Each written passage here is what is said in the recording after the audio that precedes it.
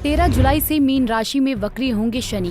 28 नवंबर तक वक्र अवस्था में रहेंगे शनिदेव। मकर राशि पर ऐसा होगा इसका असर। मेरे यूट्यूब पेज एस्ट्रोनॉलेज पर आपका स्वागत है। नमस्कार, मैं हूं नरेश कुमार। सबसे पहले उन दर्शकों का धन्यवाद जिन्होंने पेज को सब्सक्राइब किया है, पेज के वीडियोस को शेयर कर रहे हैं, लाइक कर रहे हैं और कमेंट बॉक्स में हमें अपनी राय भी लगातार भेज रहे हैं। दोस्तों, आज के वीडियो में बात करेंगे शनिदेव की। शनिदेव वक्री होने जा रहे हैं।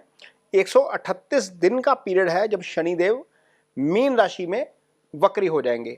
अब मीन राशि में जब शनिदेव वक्री हो रहे हैं तो उसका आपके ऊपर क्या असर पड़ेगा, इस वीडियो में इसकी चर्चा करेंगे।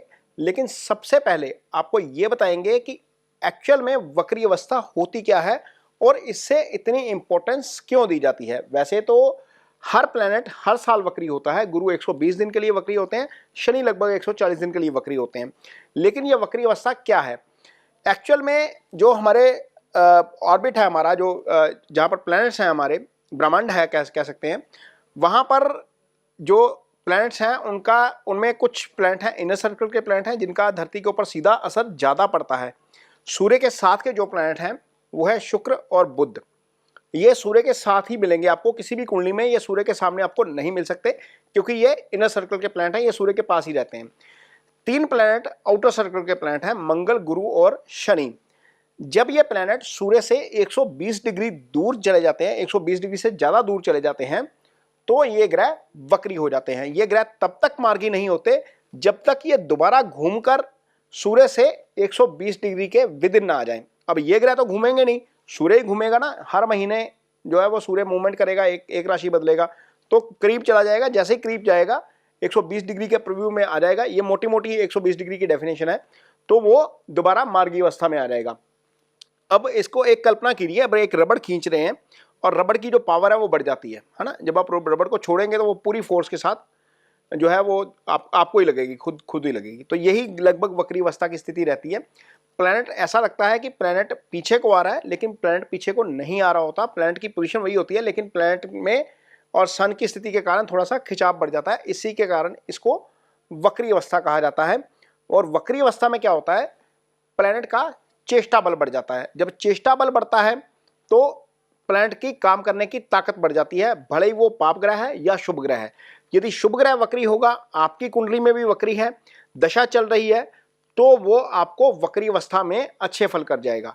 यदि आपका अशुभ ग्रह है और वो वक्री हो जाए, दशा भी उसी की चल रही है और वो प्लैनेट अच्छी स्थिति में नहीं है, मान लीजिए 6, 8, 12 में पड़ा हुआ है और आपकी दशा शनि की चल रही है और वक्री भी हो गया, तो निश्चित तौर पर वो नुकसान कर जाएगा। इसको इस तरीके से ही कैलकुलेट करेंगे। लेकिन ट्रांजिट में हर प्लैनेट का एक अलग तरीके से असर होता है। ट्रांजिट में कुछ राशियों के लिए अच्छा होता है, कुछ राशियों के लिए खराब होता है। इस वीडियो में हम ये चर्चा करेंगे कि आपके ऊपर, आपकी राशि के ऊपर इसका क्या असर होने जा रहा है। क्योंकि मीन राशि में जब शनि है तो कुछ राशियों के ऊपर 7.5 चल रही है, कुछ राशियों के ऊपर ढैया चल रही है, कुछ राशियों के लिए गोचर ये अच्छा भी है। तो वीडियो शुरू करते हैं कि आपके लिए कैसे ये शनि का गोचर रहेगा। अगली राशि जिसको इसका फायदा होगा शनि के वक्री होने का, वो है मकर राशि। मकर राशि के लिए पहले तो जो है वो शनि राशि के स्वामी हैं। दूसरा, मकर राशि के लिए अभी 7.5 हाल ही में खत्म हुई है और शनि शुभ गोचर में चल रहे हैं।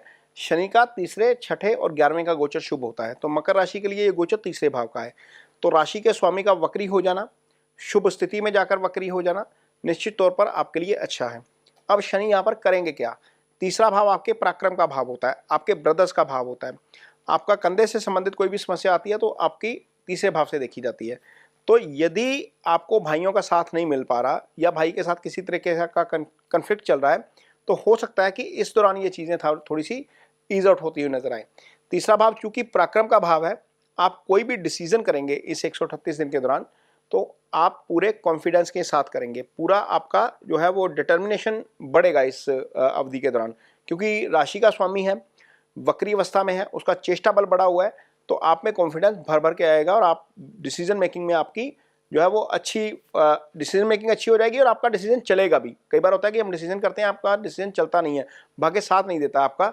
इस स्थिति में क्या होगा कि आपका भाग्य भी साथ देगा, आपकी डिसीजन मेकिंग भी अच्छी होगी और आपको निश्चित तौर पर सहयोग भी मिलेगा। ब्रदर्स का सहयोग मिल सकता है, सिबलिंग्स का सहयोग मिल सकता है, मित्रों का सहयोग भी मिल सकता है ऐसी स्थिति में।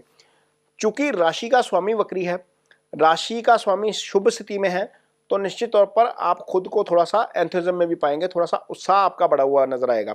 कोई भी काम करेंगे आप पूरे उत्साह के साथ करेंगे। कई बार तो ऐसा होता है ना कि हमारे साथ एनर्जी हमारी बढ़ जाती है, तो वक्री प्लैनेट है, राशि का स्वामी है, उसकी एनर्जी बढ़ी हुई है, वो चेष्टा बल बढ़ने के कारण आपकी एनर्जी भी बढ़ी हुई नजर आएगी। आप कोई भी काम करेंगे पूरी तैयारी के साथ, पूरी उसके साथ करेंगे। हालांकि मकर राशि के जातक थोड़े से सुस्त होते हैं, लेकिन ये सुस्ती थोड़ी सी निकल जाएगी।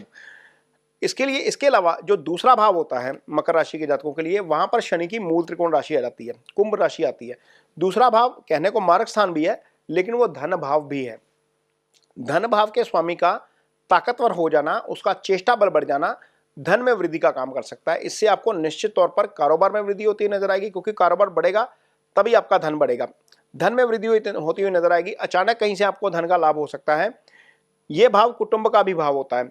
जब कुटुंब के भाव का स्वामी जो है वो आपका मजबूत स्थिति में आ जाता है, तो उससे निश्चित तौर पर आपको फैमिली का सपोर्ट मिलता है। कई बार ये होता है कि हम कोई काम करना चाह रहे हैं, उसमें फैमिली सपोर्ट नहीं कर रही, वहां पर आपको फैमिली का सपोर्ट मिलता हुआ नजर आएगा। यदि आपकी ईटिंग हैबिट्स को लेकर कोई दिक्कत है, तो हो सकता है कि ऐसी स्थिति में आपकी ईटिंग हैबिट्स भी सुधर जाए। लेकिन एक दो चीजों का ख्याल भी रखिएगा। पंचम स्थान के ऊपर शनि की दृष्टि रहेगी। कोई भी डिसीजन मेकिंग करेंगे, थोड़ा सा रुक जाइएगा। मीन्स कई बार क्या होता है कि हम इंस्टेंट डिसीजन कर लेते हैं, थोड़ा सा सोच लीजिएगा उसको, उसके बाद करेंगे तो चीजें आपके साथ बिल्कुल ठीक जाएंगी। पंचम संतान का भाव होता है। यदि आप मैरिड हैं, आपकी संतान है, तो संतान के पक्ष से हो सकता है कि थोड़ी बहुत आपको दिक्कत हो जाए। शनि की दशम दृष्टि रहेगी आपके 12वें भाव के ऊपर। 12वां आपकी यात्रा का भाव होता है। यात्रा हो सकती है, विदेश यात्रा का भाव होता है, लेकिन थोड़ा सा खर्च में वृद्धि हो सकती है इस दौरान, क्योंकि शनि पूरी ताकत के साथ दृष्टि दे रहे हैं उसको, वक्री अवस्था में है। तो 12वां भाव आपका थोड़ा सा एक्टिव रहेगा, इसलिए खर्चे थोड़े से बढ़ सकते हैं।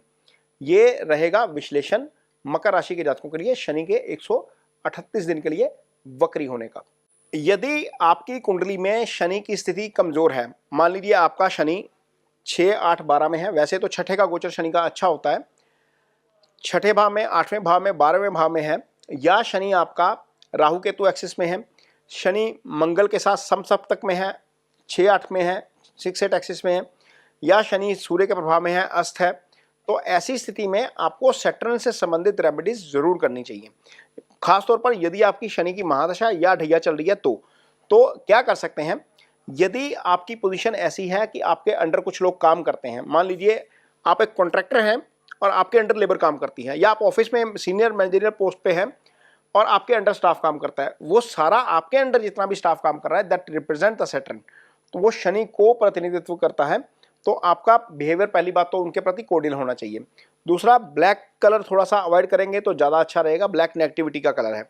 तीसरा, सैटर्न की रेमेडी के तौर के ऊपर आप काली जो दाल होती है उड़द की, वो शनिवार शाम के समय दान कर सकते हैं।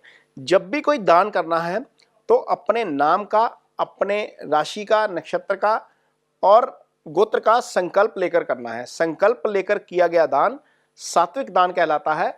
उसके बिना यदि आप दान करेंगे तो वो दान आपको लगता नहीं है। इसकी टाइमिंग आपकी शाम की ही रहेगी। इसके अलावा शनिदेव की आरती में भाग ले सकते हैं, शनिदेव की शिला पर तेल अर्पित कर सकते हैं। ये छोटी छोटी रेमेडीज हैं। ओम शन शनिश्चराय नमः का जप कर सकते हैं।